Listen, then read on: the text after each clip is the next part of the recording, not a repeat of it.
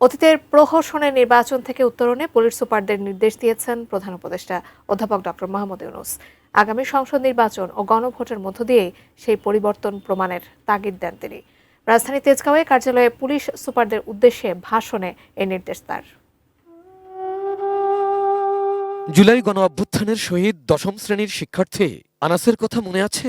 দেশের জন্য প্রাণ বিসর্জনের আগে মায়ের কাছে চিঠি লিখে গিয়েছিল সে। ৬৪ জেলার পুলিশ সুপারদের এই চিঠির কথা স্মরণ করিয়ে দেন প্রধান উপদেষ্টা।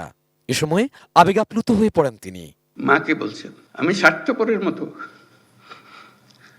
বসে থাকতে পারবো না, আমাকে মাফ করে দিও। অধ্যাপক ইউনূস বলেন, আনাসের চিঠি নতুন বাংলাদেশ গড়ার করণীয় ঠিক করে দেয়। আমরা যা বর্তমানে করি তার চেয়ে বহুগুণে বেশি করতে পারি। আমাদের সেই সক্ষমতা আছে, মাত্র ৩ মাসের জন্য সেই ক্ষমতাটা ব্যবহার করব। বৃহস্পতিবার রাজধানীর তেজগাঁওয়ের কার্যালয়ে সারা দেশের পুলিশ সুপার সহ ঊর্ধ্বতন পুলিশ কর্মকর্তাদের উদ্দেশ্যে ভাষণে প্রধান উপদেষ্টা জানান, নির্বাচনের ঐতিহাসিক দায়িত্ব পালনের জন্যই পুলিশ বাহিনীর সাম্প্রতিক পদায়ন। প্রতারণার নির্বাচন বলে, তামাশার নির্বাচন বলে, এগুলো হলো তাদের বিশেষণ।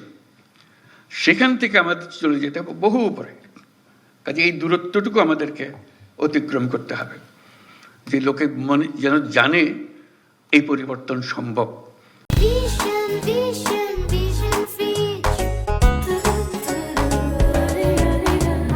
দায়িত্বপ্রাপ্তদের উৎসাহিত করতে রাষ্ট্রীয় পুরস্কার দেওয়ার ঘোষণাও দেন তিনি।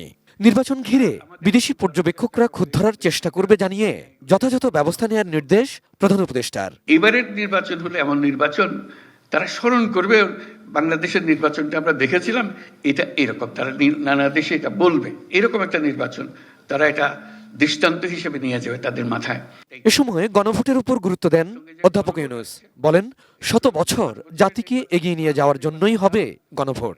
বড় গুরুত্বপূর্ণ জিনিস হলো গণভোট, সেটা হলো বিল্ডিং কোড। এই বিল্ডিং কোডটা আমরা তৈরি করে দিয়ে যাব, যেটা শত বর্ষ ধরে এদেশকে, এই জাতিকে সামনে এগিয়ে নিয়ে যাবে। Abul Kalam Azad, ATN news, Dhaka.